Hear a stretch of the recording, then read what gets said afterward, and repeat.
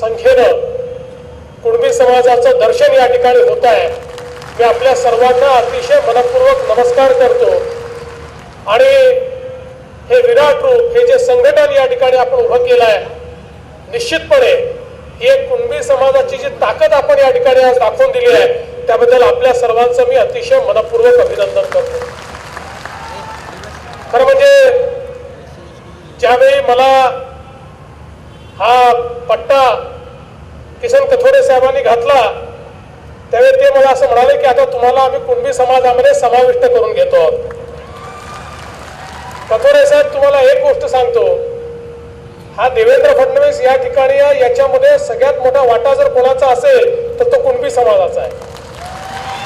याचं कारण आपल्या कोणाला माहिती नसेल, पण ज्या मतदारसंघाचं प्रतिनिधित्व 4 वेळा मी केलं, त्या मतदारसंघामध्ये कुणबी समाजाच्या मतदानाशिवाय आमदार निवडूनच येऊ शकत नाही। माझ्या मतदारसंघातला सगळ्यात मोठा मतदार जर कोणी असेल कथोरे साहेब, तर तो कुणबी समाजाचा आहे आणि तो गेली 20 वर्ष सातत्याने माझ्या पाठीशी उभा आहे आणि म्हणूनच आज देवेंद्र फडणवीस या ठिकाणी मुख्यमंत्री म्हणून आपल्या समोर दिसतोय। त्यामुळे तुम्ही हा पट्टा घालण्याच्या आधीच माझा कुणबी समाजामध्ये प्रवेश झालेला आहे, एवढं आपण लक्षात ठेवावं।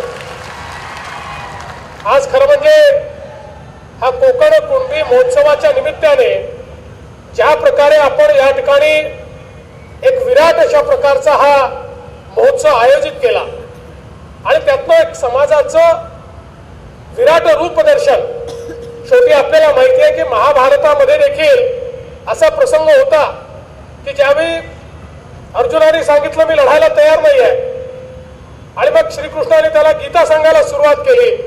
गीतेचे एक एक अध्याय होत होते, पण तरी अर्जुन तयार नव्हते। अर्जुन तयार केव्हा झाले? ज्यावेळी श्रीकृष्णाने आपल्या विराट रूपाचं दर्शन दिलं, त्याच वेळी अर्जुन लढायला तयार झाले।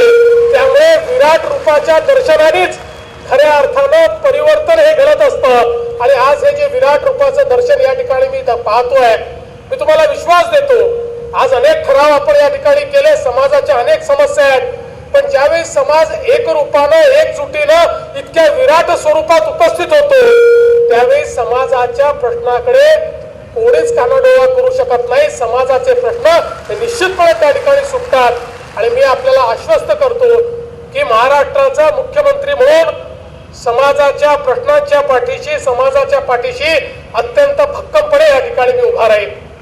ज्यावेळी या कार्यक्रमाला मी आलो, त्यावेळी मला कथोरे साहेबांनी असं सांगितलं होतं की आमचा खूप मोठा कुणबी समाजाचा हा सगळा मेळावा आहे, कधीही मुख्यमंत्री त्याच्यामध्ये आले नाही, त्यामुळे तुम्ही आलं पाहिजे।